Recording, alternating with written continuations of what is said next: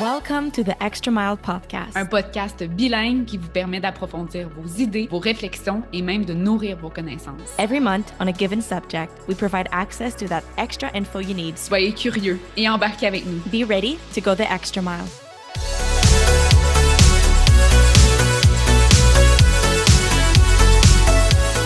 Salut tout le monde, bienvenue à un nouvel épisode du Extra Mile Podcast. Tellement contente de vous retrouver ici.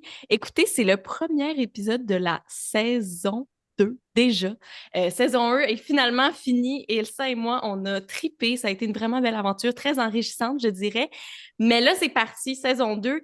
Et écoutez, c'est notre premier épisode où on enregistre et qu'on va publier cet épisode-là sur YouTube. Donc, si c'est pas déjà fait, vous avez peut-être vu les annonces là, sur Instagram et tout, mais allez nous suivre sur YouTube. À partir de maintenant, vous pouvez nous regarder visuellement. On a eu une demande, on sait que certaines personnes préfèrent regarder les épisodes. Donc, c'est parti. Puis sans plus attendre, je vais laisser là, Elsa introduire le sujet de cet nouvel épisode. Naturellement, vous avez vu le titre de l'épisode, on parle d'achat d'une première propriété. Puis je dirais que c'est une étape bucket list dans le monde des adultes. À partir, je sais pas, moi je dirais 20 ans, là, plusieurs personnes commencent à penser à ce projet-là. On a tous déjà, ou je dirais à peu près tous déjà imaginé notre maison de rêve, on l'a dessiné, on l'a consulté sur les sites web là, d'immobilier aussi. On a feuilleté les magazines de décoration, on a eu plein d'idées. Puis sans dire que t'imaginer dans une villa de la série super populaire Selling Sunset, c'est de rêver en couleur parce que tout est possible, j'y crois. Mais je pense que c'est important quand même de relativiser puis peut-être de voir un peu qu'est-ce qui est réellement possible pour nous. D'abord, se familiariser en fait, puis on va voir ça avec nos deux invités aujourd'hui, se familiariser avec les notions de base liées à l'achat d'une première propriété. On veut aussi être réaliste par rapport à ce qu'on peut se permettre selon notre capacité financière, selon nos besoins aussi, puis selon le marché de l'immobilier au moment où on regarde finalement pour notre achat. Puis, justement, comme je le disais, avec nos deux invités, ce qui va vraiment être chouette, c'est qu'on va pouvoir vous aider à alléger un peu le stress souvent qui vient. On en parlait, Marie-Philippe et moi, avec l'achat d'une première propriété. Où est-ce qu'on s'en on a tout plein de questionnements avec qui est-ce qu'on fait affaire parce que, évidemment, il y a plusieurs personnes. On va avoir deux personnes qui possèdent de l'expertise avec nous pour en jaser et donc pour avoir les conseils et savoirs nécessaires pour entamer soit la réflexion ou encore la démarche pour la première hypothèque. Hein? Fait que je vous laisse les filles, peut-être l'une de vous présenter, nous dire qu'est-ce que vous faites dans votre travail, puis après ça, on va pouvoir commencer le gros de la discussion. Parfait. Ben, je peux commencer si vous voulez. Bonjour tout le monde. Ça me fait vraiment plaisir d'être ici avec vous. Donc, mon nom, c'est Julie Gagnon. Je suis courtière hypothécaire. Je suis dans le domaine depuis déjà une quinzaine d'années. En fait, ça a toujours été mon domaine, tout de suite après l'université.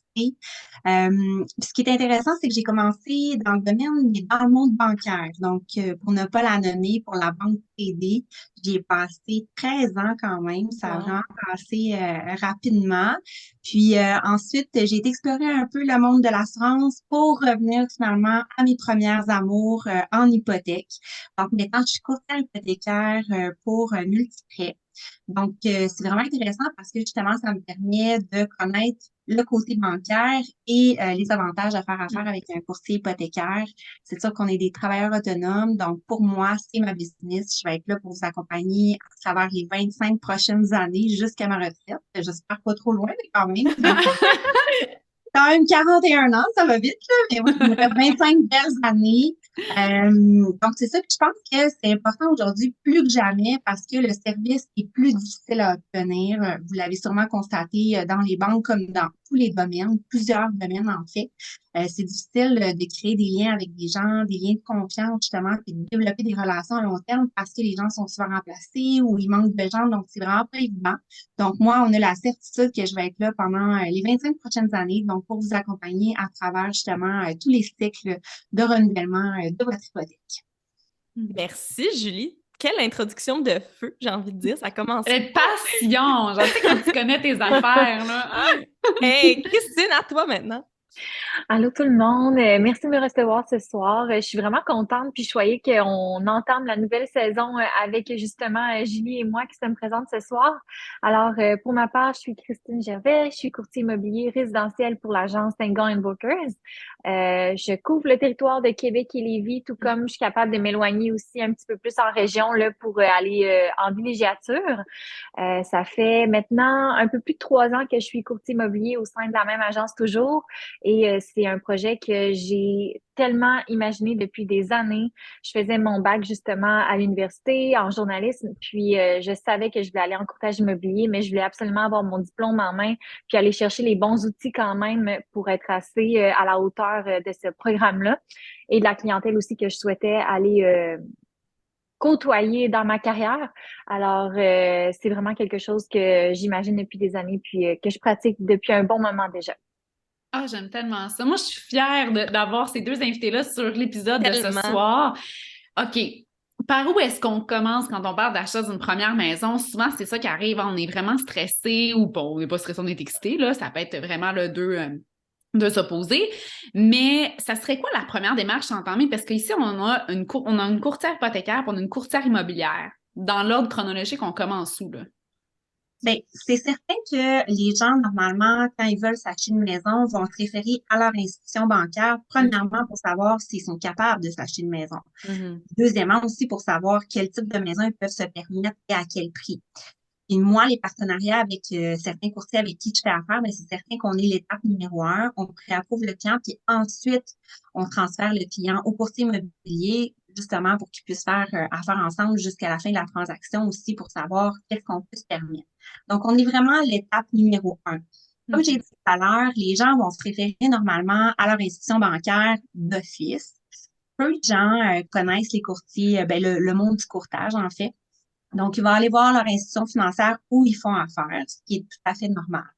Par contre, avec l'institution, comme je vous ai dit, moi, je connais l'autre côté. Donc, l'institution, elle, peut offrir seulement ses produits. Donc, si on va chez Desjardins, ils vont offrir les produits de Desjardins. Puis, tout dépendamment des moments de l'année, ça, c'est pas quelque chose que les clients connaissent non plus. Donc, dépendamment des moments de l'année, les institutions financières sont, on appelle ça avoir de l'appétit pour le marché à ce moment-là. Donc, ils vont avoir plus ou moins, finalement, de l'appétit pour le marché. Donc, si, par exemple, il arrive au moment où Desjardins a peu d'appétit, donc les taux d'intérêt vont être quand même assez élevés chez Desjardins. Donc, c'est vraiment toute l'importance de magasiner. Donc, ça, c'est mon travail. En venant dans le courtage, nous, on a accès à plus de 20 prêteurs. Je spécifie prêteurs parce qu'on a aussi accès, oui, il y a les grandes banques canadiennes, mais on a accès aux prêteurs virtuels, par exemple.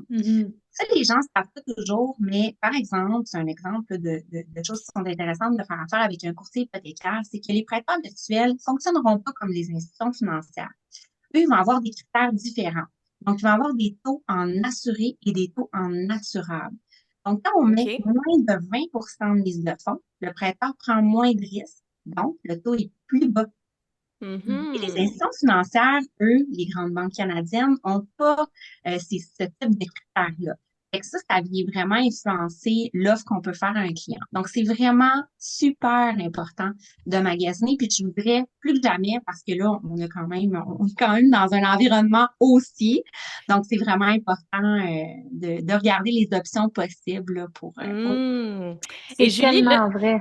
Ouais, mais je veux juste rajouter quelque chose à ce que Julie, tu viens de dire. Donc, si je comprends bien pour le jargon des communs comme moi, tout ce que tu viens de dire, c'est vraiment pour les gens qui ont besoin de chercher du financement, de voir c'est quoi les meilleurs taux selon leur budget, selon le marché actuel, de faire affaire avec un courtier hypothécaire, c'est vraiment vous les aider à trouver ces taux-là, vous les aider à trouver c'est quoi la meilleure option pour eux à la place que cette personne-là cherche par elle-même. C'est vraiment individualisé, là. C'est ça.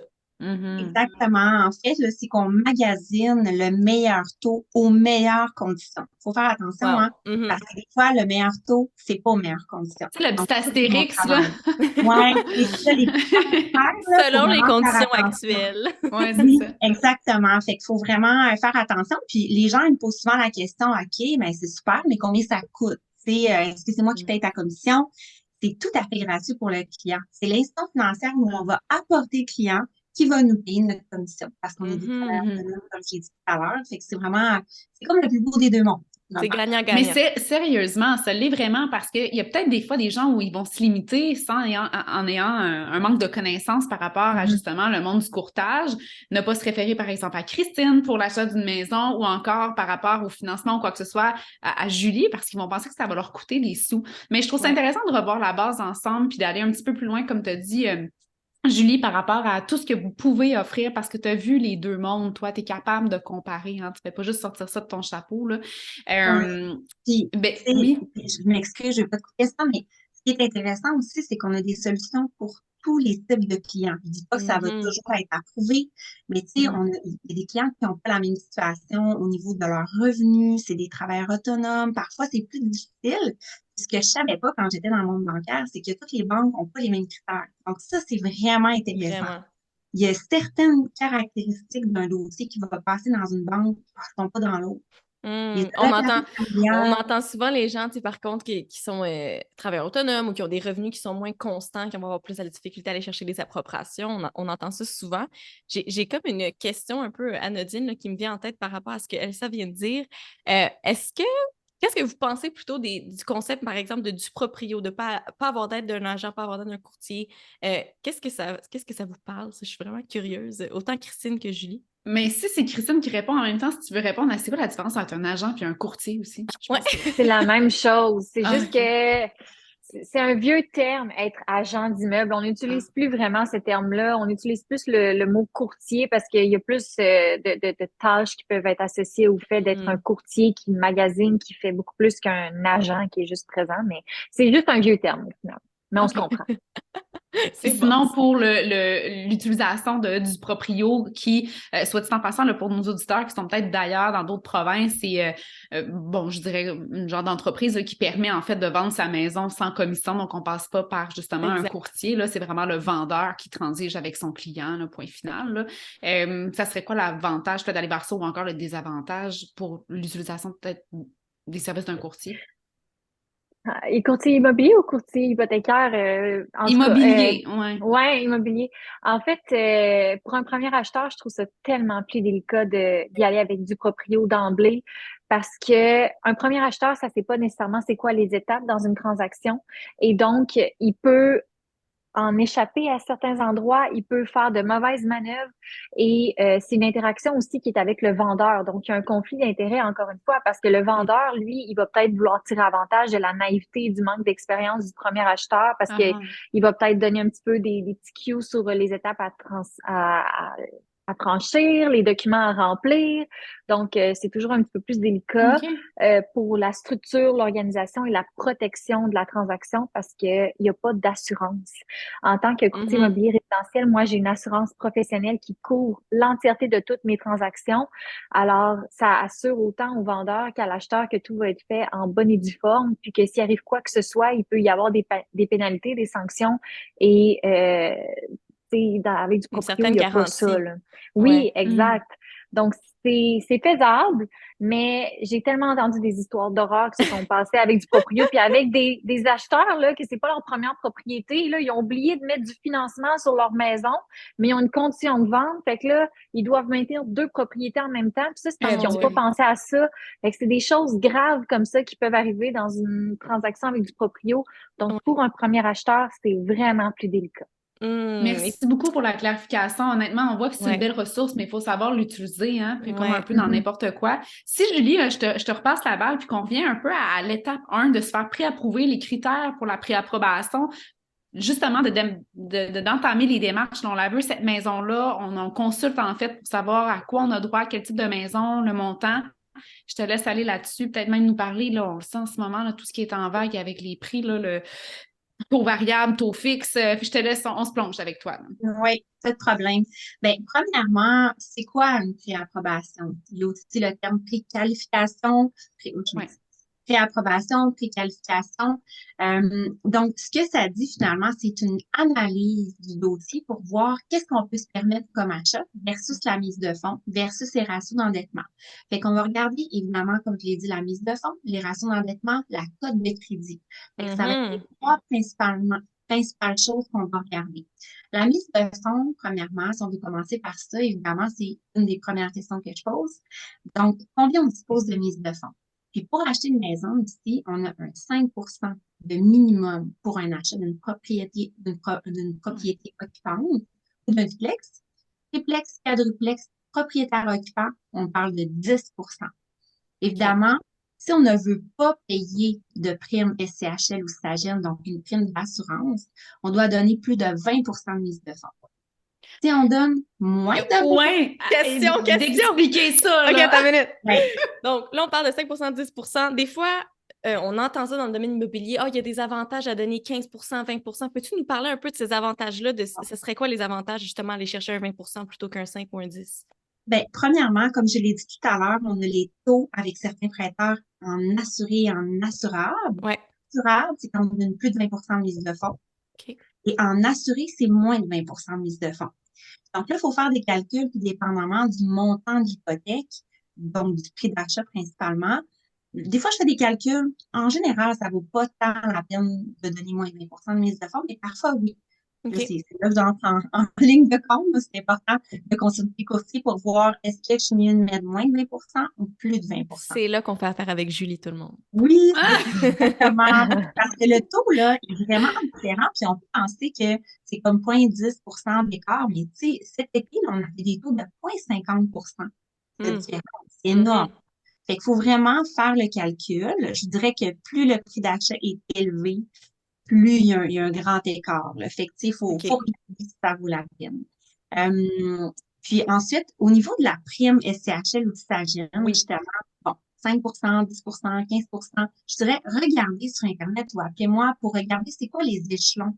Parce que des fois, on va changer de braquette, comme un peu pour l'impôt, là.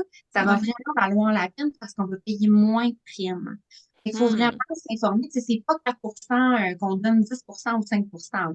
Il y a vraiment des braquettes là, qui sont utilisées avec l'assureur. Donc, Wow. informez-vous pour voir. Bon, mais des fois, là, juste pour, on va donner 0,05 de plus, puis on va changer de braquette, puis on va payer moins de prime. Ça vaut la peine. La prime, vraiment, c'est ça. Parce que la prime, c'est pas, oui, c'est vous qui la payez, mais elle sort pas de vos poches et est financée. Donc, on l'additionne au prêt hypothécaire, mais au final, quand même, vous qui la payez. Ouais, Fait que, tu sais, ouais. faut faire attention. Donc, c'est principalement ça là, au niveau de l'assurance. Donc, au niveau de la mise de fonds, comme je disais, c'est soit 5 ou 10 si on achète un triplex, quadruplex. Là, je parle pas de locatif parce que Ouais. ça, c'est un autre chapitre. On pourrait en parler longtemps. On reste dans la première On reste dans propriété. le C'est ça. propriétaire occupant. Puis Exact. mon travail ici, c'est justement de vulgariser les termes, hein, parce que nous, on a un jargon, tu sais, comme tu disais, Marie-Philippe, tantôt, on a vraiment un jargon, on parle de ça tous les jours, c'est D'expert. comme n'importe quel domaine. Tu sais. Puis nous, on Mhm. tripe là-dedans vraiment. La majorité du monde n'aime pas vraiment ça, là, tu sais, Mhm. parler de finances, vraiment pas.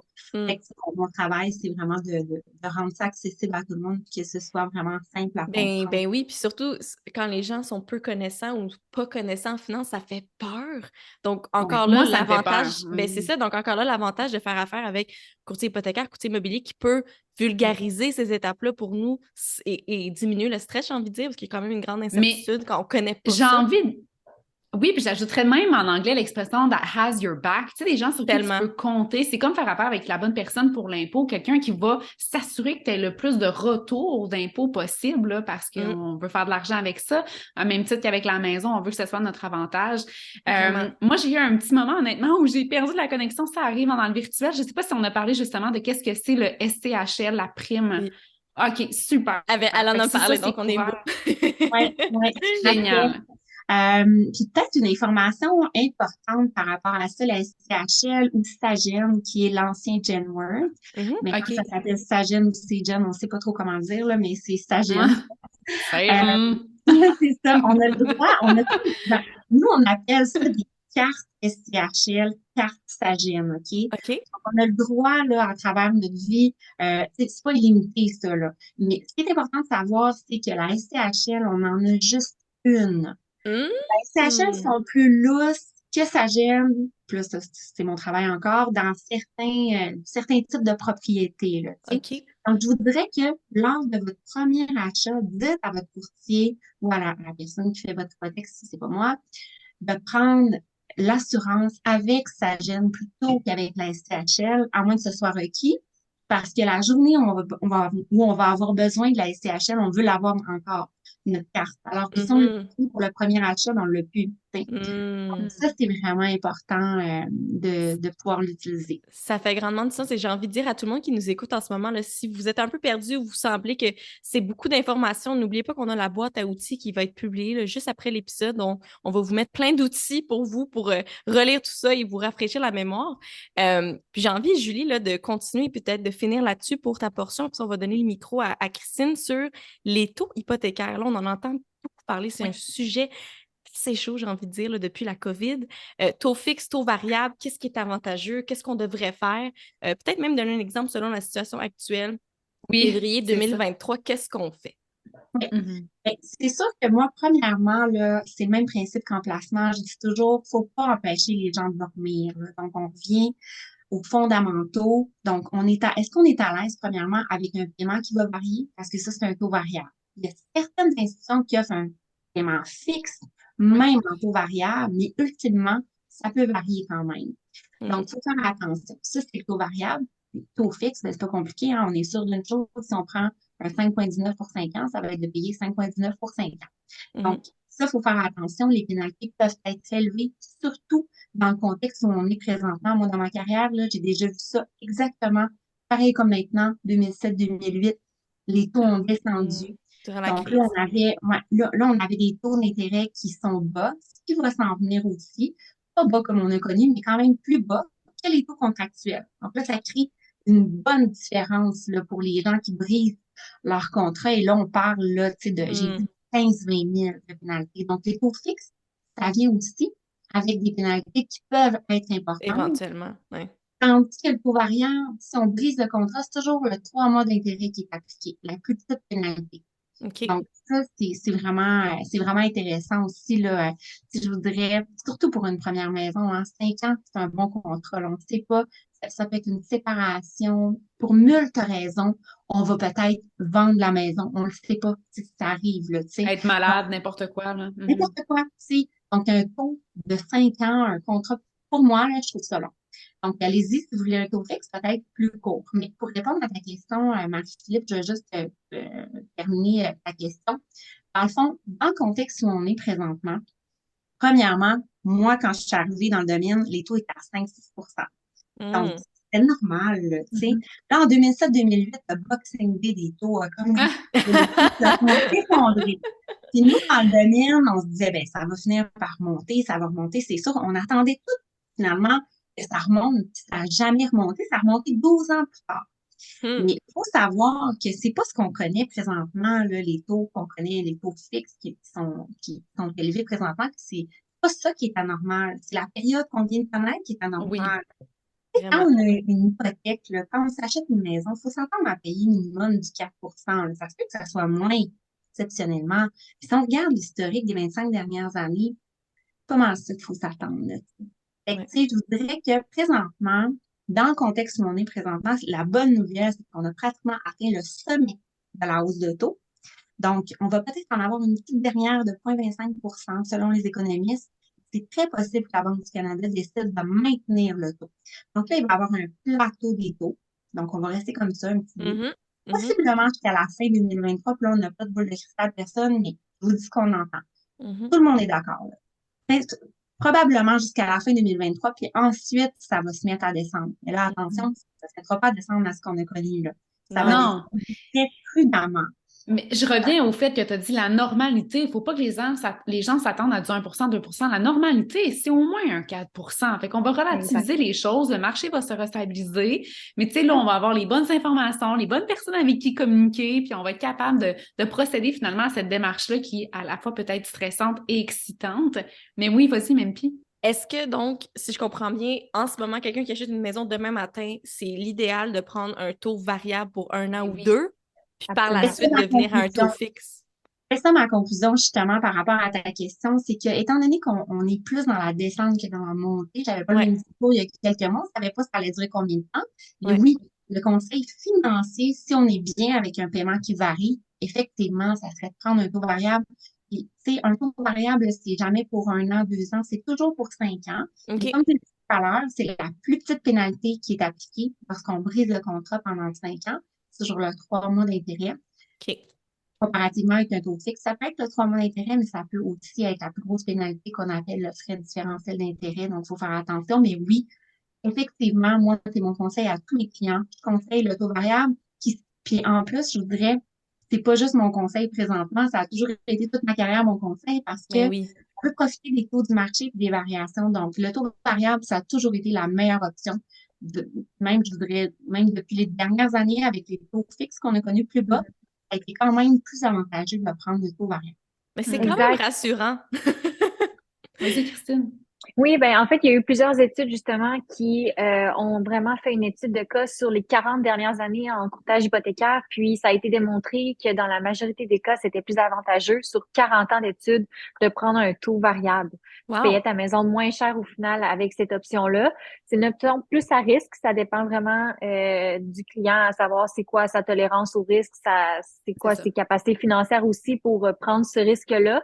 Mais il y a quand même beaucoup d'études là, qui démontrent que ça peut être une super bonne option là, sur le long terme. J'aime tellement ça. On dirait que puisque là, tu as déjà pris la parole, c'est juste tellement naturel de te laisser la parole à nouveau pour poursuivre, en fait, sur le moment où on décide finalement, voici ce à quoi j'ai droit, pas ce à quoi j'ai droit, mais c'est avec lequel le montant avec lequel je peux travailler pour m'acheter une maison. Je commence à explorer le marché, j'ai envie d'être accompagnée dans ma démarche.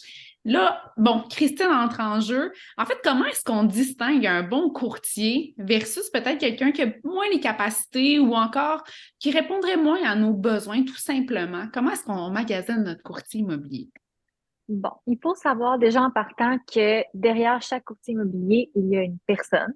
Et donc, je dirais que chaque courtier immobilier a sa propre couleur, ses propres valeurs, ses manières de travailler, d'être. Donc, c'est important pour quelqu'un de savoir que c'est pas parce qu'il fait affaire avec un courtier immobilier que l'un est bon, l'autre est mauvais. C'est vraiment de savoir qu'est-ce qu'on préfère dans notre service.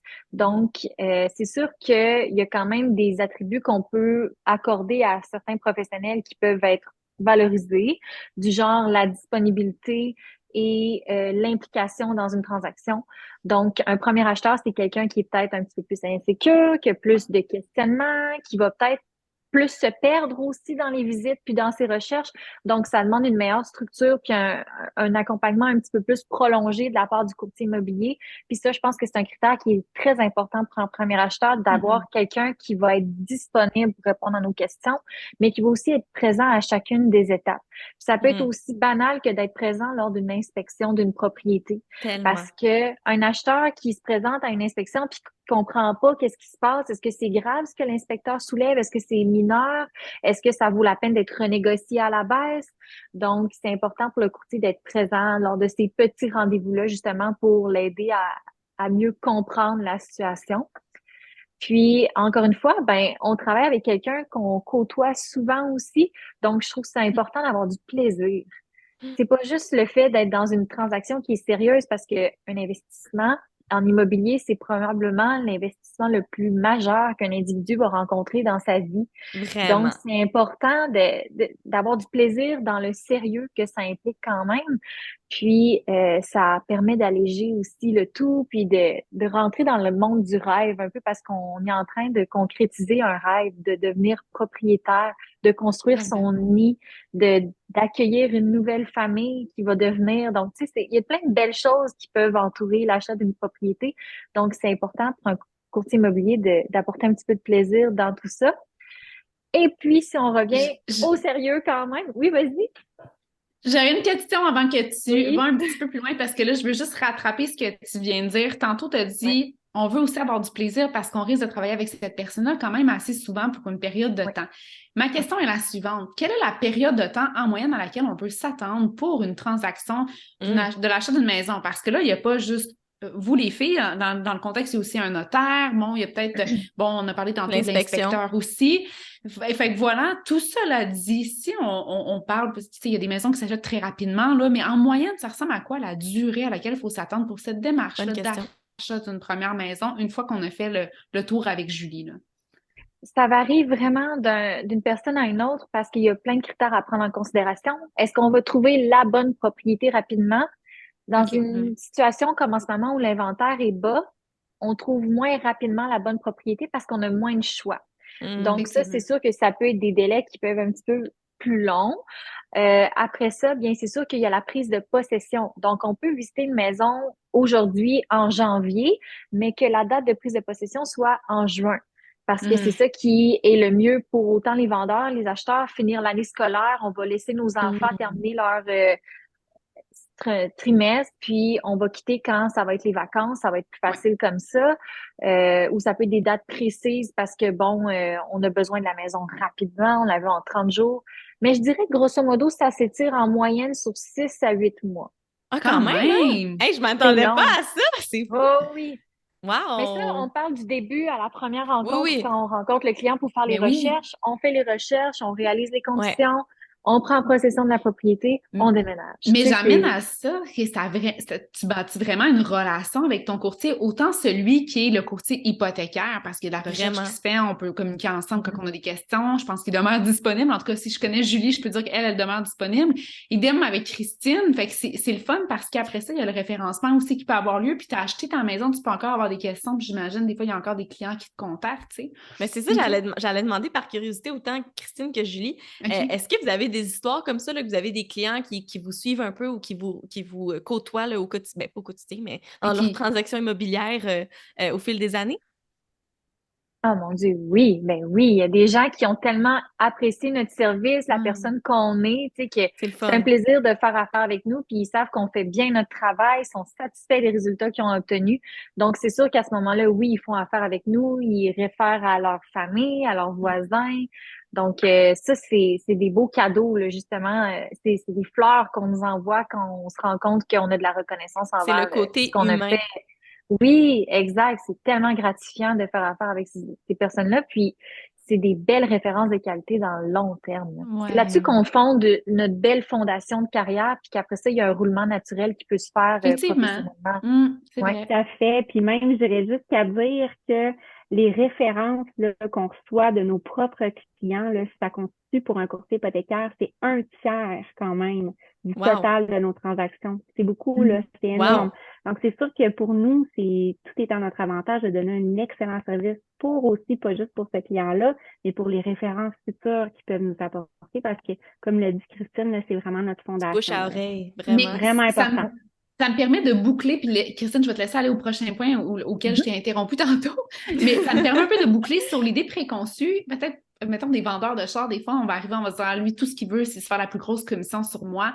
Mais dans votre cas, à vous, puis là, je dis pas que c'est tous les vendeurs qui sont comme ça, là, vraiment loin de l'idée, mais en On a quand fait, de même votre deux perles avec nous, on va le dire. On est très chanceuses de mais vous tu sais, avoir dans c'est cet même pas des épisode. vendeuses, mais tu sais, l'idée, c'est, ce qui est le fun, c'est que vous allez vraiment travailler pour le client, puis après ça, ben, viendra toute la reconnaissance, puis bon, le fruit de vos efforts, mais je veux dire, à la base, c'est human-based comme approche, hein. Fait Et que, c'est très rassurant, là. Moi, je vous ouais, écoute, je suis pas rendue là dans ma vie, mais c'est sûr que ça va venir éventuellement ouais, une première propriété. Puis on dirait que c'est avec ce genre de personnes-là que je voudrais faire affaire, c'est de se tellement. sentir confiant, puis de savoir qu'on est outillé pour faire ces démarches-là. Donc, Ouais. ouais, back to you, Christine. Ah, ben oui, mais écoute, c'est tellement une question de valeur de faire priorité des intérêts de nos clients. Puis quand on y pense sur le long terme, c'est tellement mieux de prendre avantage avec ces intérêts-là à défendre que de vouloir extirper là, tous les moyens Ouais. de ton client parce que au final, s'il n'est pas satisfait, il va s'en aller, il va plus jamais revenir te voir de un, mais de deux, il va peut-être te faire de la mauvaise publicité aussi. Donc, c'est important de traiter chaque individu comme une perle en soi, elle aussi, là. Donc, Mhm. ça, c'est sûr que quand on a une vision à long terme de bien faire les choses, bien, c'est comme ça qu'il faut le voir. Puis Parlant, Christine, ah, quand quelqu'un entre en contact avec toi, est intéressé à faire affaire avec oui, ton équipe, Mhm. c'est quoi les étapes? Donc, par où on oui. commence, puis comment ça se finit? On veut tout savoir, les étapes pour un premier achat. Ben, c'est sûr que moi, quand je rencontre un client, je dois toujours savoir c'est quoi sa préqualification. Ouais. Pourquoi? Parce que ça va nous permettre de regarder des propriétés dans la bonne tranche de prix. Mhm. C'est important de savoir c'est quoi son budget parce que c'est ça qui va nous orienter vers des bonnes recherches qui vont mener à une transaction immobilière qui va se C'est finaliser. concrétisé. Mhm. Exact, parce qu'on le sait que le financement, ça va passer. Parce que c'est une condition, le financement. Donc, c'est sûr qu'en premier, il faut la préqualification. Après ça, on prend le temps de s'asseoir ensemble. J'essaie de créer des liens aussi un petit peu parce que faut quand même désalourdir tout ça.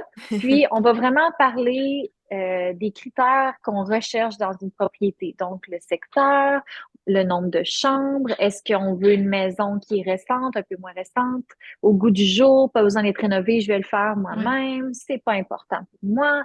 Donc, c'est tous des éléments qu'on va discuter ensemble, puis que moi, je prends en note. Et puis, après ça, bien, c'est sûr que je fais des recherches personnalisées pour mes clients. Donc, je prends le temps moi-même de faire une étude de tout ce qui est en vente présentement, puis de voir s'il y a quelque chose qui, en ce moment, pourrait leur plaire. S'il y a rien qui leur convient, bien, à ce moment-là, ce que je fais, c'est que dans mon programme à moi, j'ai une plateforme à laquelle je peux inscrire mes clients pour recevoir des alertes de nouveautés. Donc, je vais cocher tous les critères les plus pertinents qui correspondent à leur recherche. Et à chaque fois qu'une propriété entre dans le marché, à la seconde près, ils vont recevoir une notification comme quoi il y a une nouveauté dans le marché. Tu sais, ça, Génial. c'est pas de l'accompagnement, hein? Ouais. C'est vraiment Mais par hot. C'est pas du exemple, service, mesdames et messieurs. c'est le fun.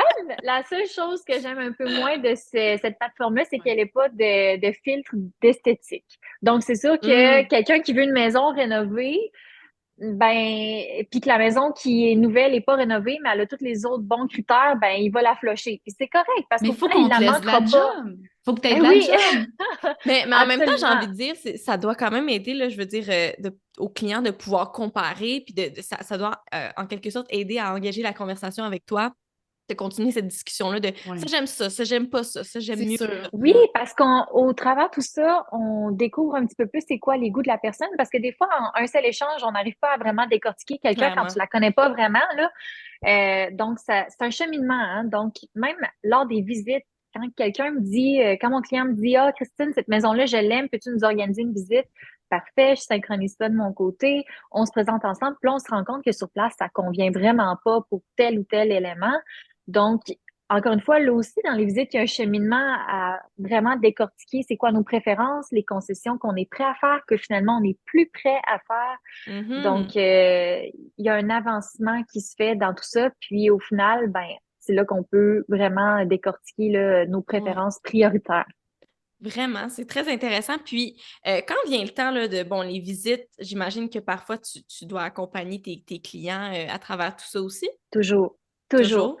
Oui, pour être présent pour justement le client, puis aussi pour mieux comprendre qu'est-ce qui se passe. Puis quand on Mhm. rentre dans les propriétés des gens, c'est pas un magasin, là, on peut pas juste rentrer Non, sortir. Là, faut faire une demande de visite, faut prévoir les échanges de clés. clairement. Puis également, bien, c'est de mettre la maison dans l'ambiance. On fait de la vente aussi, on vend ce que j'aime bien dire un art de vivre. Mhm. Donc, quand j'arrive dans Oui. une maison, moi, j'aime ouvrir toutes les lumières. S'il y a Du des petits setups, staging. j'ouvre les foyers, je vérifie si tous les lits sont bien faits. Tu sais, c'est des petits éléments comme ça qui font en sorte que la maison, elle est bien belle quand on la visite. Puis, on C'est ça. maximise l'impact qu'elle a. C'est pour ça que c'est important qu'une maison soit en bon ordre et bien nettoyée parce que c'est beaucoup plus plaisant que de rentrer dans une propriété qui a été un petit peu mal maintenue. Puis là, après ça, ce que tu vois, c'est juste les défauts. Tu vois pas la Ben oui, base. ben C'est oui. ça. C'est Faut que tu important de dois voir la vivre le base, rôle. là. Exact. Vraiment.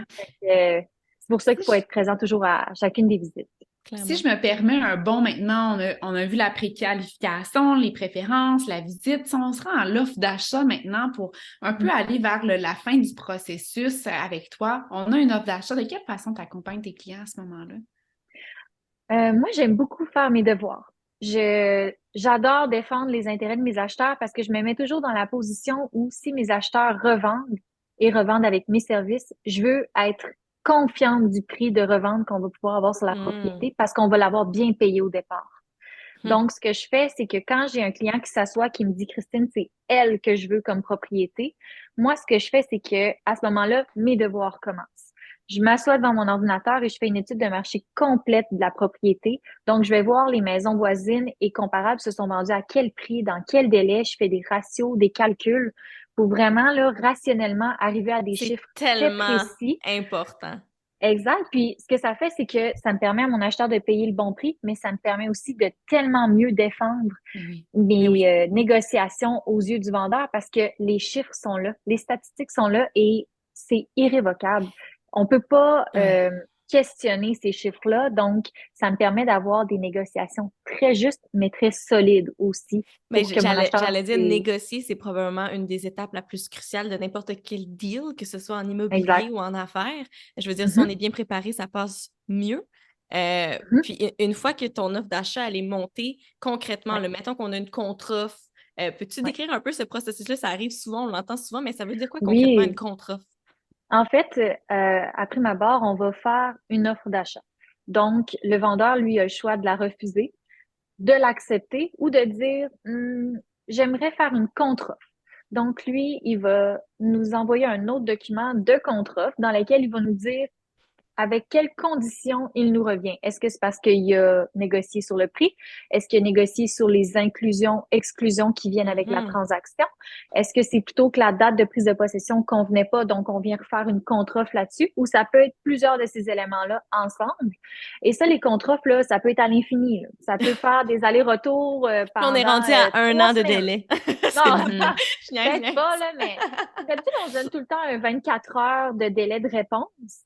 Parce que dès qu'on a enchaîné dans le processus 24 heures, je pense que c'est un délai raisonnable, mais tu sais, quand on enchaîne une contre-offre par-dessus une contre-offre, tu sais, on peut être 2 semaines en échange. C'est un peu long. Wow. Mais c'est ça. Donc, c'est vraiment juste des petits détails qui peuvent être renégociés d'une part et d'autre. Puis après ça, on arrive à une acceptation. Et dès qu'on arrive à l'acceptation d'une partie ou d'une autre, et là, on a les conditions à notre promesse d'achat qui sont à être réalisées. Les Hmm. conditions sont le financement. Donc, il faut finaliser notre préapprobation hypothécaire pour la rendre officielle. La banque nous prête officiellement tel montant pour telle maison. Et il y a également la condition d'inspection.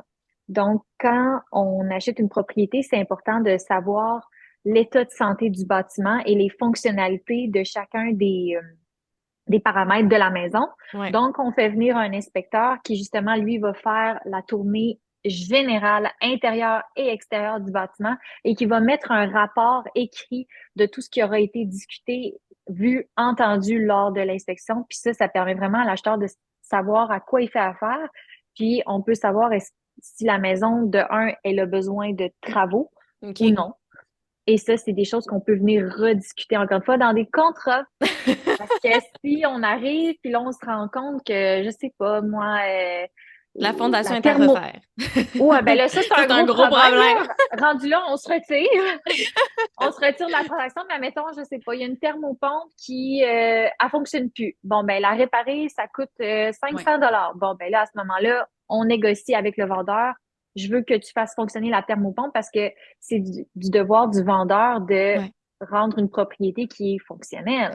Il Ouais. a déclaré qu'il y avait une thermopompe dans sa maison, mais je veux qu'elle marche, sa thermopompe. Donc, J'imagine aussi que ça vient jouer là, quand il y a des délais d'occupation rapides, plus longs. Des fois, ça doit jouer là-dessus au niveau de l'inspection, là, quand on a des plus gros problèmes. Bon, si on a plus de temps, ça doit être peut-être moins mhm. important pour les clients. Ben, il y a deux manières de faire. Soit on demande au vendeur d'effectuer les travaux par lui-même, Ouais, OK. soit on baisse le prix parce que l'acheteur va le faire lui-même. OK. c'est ça. Donc, c'est des manières, c'est des options qui se sont présentées, puis c'est à l'acheteur et à son courtier de voir c'est quoi la situation qui est la plus idéale Plus pour l'acheteur. avantageuse. Oui, OK. exact. Les filles, afin de boucler un peu l'épisode d'aujourd'hui, si on prenait un petit 5 minutes peut-être pour terminer sur une innovation, si on veut, quelque chose de nouveau qui se propose au niveau pan-canadien, on parle du CELIAP, en fait, un compte épargne libre d'impôt pour l'achat d'une première propriété qui est à venir en 2023. Je ne sais pas si c'est l'une de vous deux qui voudrait prendre la parole pour nous donner un bref topo de ce que c'est, ce qui s'en vient, sans non plus aller dans les détails, parce que si je ne me trompe pas, il va nécessiter de la formation là, à ce niveau-là là, pour bien s'informer sur ce que ça peut faire parce C'est que très bon, c'est nouveau. pas encore enclenché. C'est ça, c'est Mhm. nouveau. Mhm. Oui, tout à fait. Puis, je peux vous l'expliquer un peu. En fait, on a très peu d'informations encore sur le CELIAP. Ça commence à rentrer, là, mais vraiment là, de façon graduelle. Tous les gens dans le domaine, on est vraiment en attente des informations. Mhm. Les formations vont commencer sous peu, donc on en sait très peu encore, sauf que c'est vraiment, vraiment un bel incitatif, puis qui va Hmm. venir finalement se greffer, s'additionner au REER. Donc, c'est une nouvelle façon d'épargner. Ça va permettre d'épargner encore plus pour l'achat d'une première propriété aussi. Donc, ce qu'on sait jusqu'à maintenant, c'est que ça va être 8 000 $ qui va être possible de placer dans un CELI-App et qui va nous donner, comme un REER, une déduction REER. Donc, on va recevoir un retour d'impôt pour ces 8 000 $-là, au même titre qu'un REER, maximum de 40 000. Fait que OK. c'est 8 pas 000 mal par année. ça qu'on sait. Par 8 000 année, par oui, année excuse-moi, jusqu'à 40 000 au total. Ouais, C'est exactement, ça. c'est ça. Fait que ça, c'est intéressant. Puis si on parle du programme d'accession à la propriété, Oui. dans le RAP, on a le droit à 35 000 par personne. Fait que si on les fusionne ensemble, c'est 75 000. Là. Hey, C'est hein? vraiment, Ça vaut la vraiment peine. intéressant. Oui, ça vaut vraiment la peine. Puis peut-être parlant de nouvelles mesures, on a aussi l'IATP. Il faut faire attention, là, c'est un incitatif que le gouvernement a mis en place aussi à l'accession d'une première propriété. Par contre, on a beaucoup d'astérix avec ce programme-là. C'est pas que c'est pas bon. Je vous dirais que il faut le prendre si on en a besoin. C'est là qu'on entre en ligne de compte là, pour bien conseiller les clients. Parce que il y a des petites particularités à ce programme-là. Ça coûte plus cher de notaire. Ça peut nous enchaîner un peu avec le même prêteur, donc moins de pouvoir de négociation lors d'un prochain renouvellement hypothécaire. Puis aussi, ça va affecter lors du remboursement, en fait, parce qu'on doit le rembourser, ce montant-là qu'on a emprunté. Donc, ce que ça me permet de faire, grosso modo, c'est d'emprunter 5% supplémentaires en mise de fonds. Donc, le gouvernement nous prête 5% supplémentaires lorsqu'on a, exemple, 5% minimum. Donc, c'est comme si on avait mis 10. En réalité, on a mis 5. Mais le 5% est repayé finalement Avec plus intérêt. tard. Oui, exactement. Ben, en fait, c'est un pourcentage de la propriété, de la valeur de la propriété qui va être repayé. Puis c'est ça l'astérix qu'il faut faire attention parce que Oui. C'est pas un cadeau. Mais non, si la Non. propriété prend de la valeur, ça peut être très Désavantageux, ça peut faire quasiment. mal. Ben oui. OK. Je pense qu'ils ont mis un maximum quand même, je pense, une Ouais. prise de valeur totale de 8 si je me trompe pas, mais avant, il n'y en Quand avait même. pas là, de maximum, mais quand même. Ouais, c'est son père. Même si la propriété a pris 8 ce qui est excellent, ça reste que c'est un gros montant au final. Je comprends que stress l'astérix, ajouté. c'est ça, c'est quasiment dangereux d'aller dans. En tout cas, ça a discuté avec Oui, la c'est personne. ça. C'est quoi? Ben, c'est ça, tu sais, comme là, pour vous donner un exemple, moi, j'étais avec des clientes là, dans un processus où les clientes ne pouvaient pas acheter en haut de 250 000 si on prenait pas ce programme-là. Fait qu'en bas de 250 000 à Québec, il n'y a pas grand-chose.